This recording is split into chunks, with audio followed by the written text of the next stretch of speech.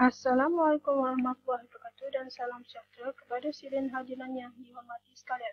Terlebih dahulu saya ingin perkenalkan diri, saya Helena binti Mia Zahidin akan mentangkan kajian telah dijalankan bersama dua ahli kumpulan iaitu saya Datuk Azim Muhammad Hashim dan Azawati Musa yang bertajuk penggunaan Google Meet dan Classroom dalam pengajaran dan pembelajaran dan hubungan dengan kemahiran ICT.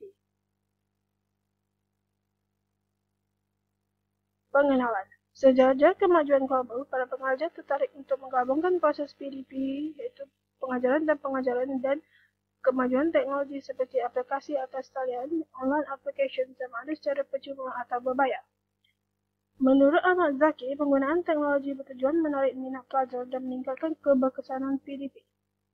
Menurut Nur Halina, penggunaan pelbagai medium seperti Google Classroom, Google Meet, Zoom dan EV Class melancarkan proses e-pembelajaran melalui Webex, WhatsApp, Telegram dan sebagainya menjadi platform dalam membantu PDP secara maya. Platform digital ini dapat memudahkan pendidik pelajar, terutamanya pelajar sebagai generasi Z yang berada dalam era pembelajaran abad 21 yang menginginkan pengalaman menarik, menyeronokkan dan fleksibel melalui teknologi PDP yang sedang berkembang. Pengajaran abad 21 melibatkan kemahiran khusus seperti kemahiran komunikasi, kemahiran kreativiti, pemikiran kritikal dan kolaborasi. Kemahiran PDP abad 21 juga menekankan beberapa kemahiran teras iaitu kolaboratif, cermat digital, kemahiran berfikir secara kritis dan kreatif, secara latih amal, hands-on dan latih benda main-sound serta penyelesaian masalah. Menurut Muhammad Mahdan, pembelajaran berbasis teknologi dilihat dapat membantu memberi kesan positif kepada pelajar. Melalui pengaplikasian ICT sebagai alat bantu mengajar ABM, maka proses PDP akan lebih menarik dan berkesan. Selanjutnya, menurut Ani, pelajar tidak mudah jemu dan bosan dalam proses PDP kerana tertarik dengan gaya persembahan yang ditunjukkan melalui ICT. Pernyataan masalah. Cabaran yang telah dikenal pasti dalam pendidikan abad 21 diakini adalah cabaran yang melibatkan kesediaan guru, kesediaan pelajar, kemudahan infrastruktur, kemudahan bahan bantu mengajar, kemudian sumber rujukan tambahan, penggunaan teknologi dan capaian internet. Pelajar mungkin belum bersedia sepenuhnya untuk melaksanakan sistem PDP seperti biasa melalui pelbagai sistem atas talian seperti Google Classroom, Google Slides dan Google Meet. Menurut Nurul Jamilah, kemahiran teknologi maklumat IT pelajar adalah penting bagi memastikan PDP secara normal baru dapat dilaksanakan secara efektif melalui pelbagai aplikasi seperti Zoom, Meet dan lain-lain. Menurut Nur Aidawati dan Mazidah, dalam kajian terdapat cabaran di mana pelajar perlu mahir menggunakan segala platform digital dan teknologi yang ada. Pelajar yang kurang mahir dengan teknologi maklumat perlu segera membiasakan diri supaya aktiviti PDP boleh diteruskan. Selanjutnya, perubahan keadaan pengajaran konvensional kepada medium teknologi seperti WhatsApp, Telegram dan Google Classroom bakal mempengaruhi sistem sedia ada khususnya pelajar-pelajar college kreatif.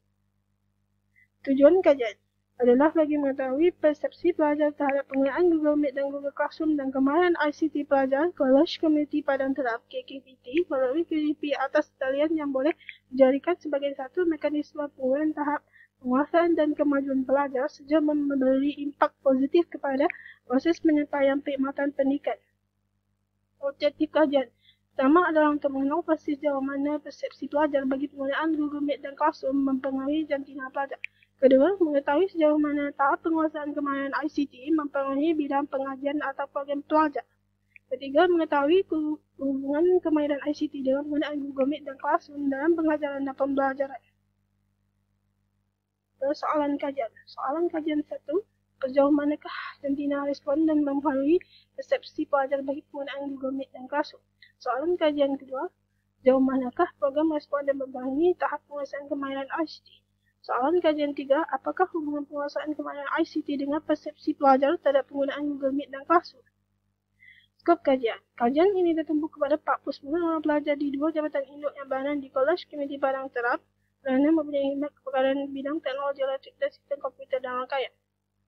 Kajian ini hanya meneliti amalan penggunaan aplikasi Google Meet dan Classroom melibatkan persepsi kemahiran ICT pada pelajar di College Community terlibat saja. Kajian ini hanya melibatkan pelajar-pelajar induk iaitu unit teknologi maklumat dan sistem komputer rangkaian. Kajian literatur. Penggunaan Meet dan Classroom. Platform digital yang paling banyak digunakan semasa era pandemik COVID-19 termasuklah Google Classroom, Form dan juga Meet. Menurut Muhammad Hasbi dan Woro, Google Classroom membolehkan pendidik memanfaatkan fitur yang ada misalnya assignments, grading, communication, time, cost, achieve cost, mobile application, dan privacy. Google Meet pula memberi paparan yang sama seperti Zoom meeting semasa melakukan pelajaran. Seterusnya, menurut Muhammad Izwan Nizar, Classroom juga mempromosikan kemahiran berfikir yang tinggi serta kemahiran menyelesaikan masalah. Google Meet juga digunakan untuk interaksi secara terus di antara pensyarah dan pelajar. Pensyarah juga merekod PDP dalam Google Meet dan seterusnya dikongsi semula kepada pelajar melalui WhatsApp dan juga Google Classroom. Kemahiran ICT. Menurut Muhammad Nur dan Rashida, dalam konteks pengajaran ICT boleh digunakan sebagai alat persembahan dan alat demonstrasi. Manakala dalam konteks pembelajaran, penggunaan ICT boleh dikategorikan sebagai tutorial, penerangkaan, aplikasi dan komunikasi. Yusuf dalam kajian menyatakan bahawa teknologi mendalami memberi pesan baru, pengalaman pelajaran baru, lebih personal, tumbuhan pelajar dan situatif serta kolaboratif bagi kritis dan sepanjang hayat. Penggunaan alat ICT terkini dan gadget seperti telefon pintar dan tablet membuat PDP lebih interaktif. Pelajar-pelajar pada hari ini juga lebih tertarik kepada pembelajaran secara interaktif. Menurut Lee, ICT termasuk kedua-dua elemen perkakasan dan perisian iaitu membagi proses komputer dan maklumat dari segi perkakasan dan perisian. Seterusnya, Tengku Nurhayati dan Syahrubani dalam kajian menyatakan bahawa kemahiran ICT dalam PDP melibatkan perkakasan seperti komputer, seperti CPU, monitor, keyboard, mouse, printer, hard disk, modem, CD-ROM dan scanner serta perisian seperti Microsoft Word, Microsoft Phone, pakaian data, grafik persembahan dan internet. Tambah Ahmad Fikiruddin lagi, penggunaan Web 2.0 membantu mengubah cara PDP abad 21. Aplikasi yang terkandung dalam Web 2.0 berfungsi sebagai alat mempersembahkan satu maklumat dengan cara yang lebih menarik seperti Prezi, Peerdoc, Zoho Show, Flipsnack, Powtoon. Seterusnya, menurut Muhammad Faiz dan Muhammad Yusof, kemahiran ICT bukan hanya menggunakan komputer tapi berkaitan kemahiran penggunaan aplikasi komputer, pembinaan modul pembelajaran menggunakan komputer, penyelenggaraan asas komputer, mengenali komponen dan peralatan komputer, serta dapat menggunakan komputer yang lebih luas yang bukan hanya proses menaik surat dan dokumen sahaja. Metodologi kajian. Kajian reka bentuk kajian yang dijalankan adalah berdasarkan teknik tinjauan bagi menampakkan data kuantitatif daripada borang soal sidik. Populasi dan sampel kajian ini adalah anggaran seramai 50 orang pelajar. Jadi sampel yang diperlukan adalah seramai 49 orang. Instrumen kajian ini adalah daripada borang soal sidik. Soal sidik yang dibangunkan adalah adaptasi daripada kajian ODD dan ELACO dan serta Wan Husin dan Fadilah. Ada analisis data alamikan SPSS iaitu Statistical Package for Social Science untuk tujuan analisis perbandingan jenti serta mendapatkan analisis frekuensi. Analisis korelasi juga merujuk model korelasi Pearson bagi melihat hubungan antara pola ubah persepsi penggunaan limit dan Classroom dan juga perolehan kemahiran ICT pelajar. Dapatan kajian dibagikan kepada demografi responden iaitu dari segi jantina dan juga program.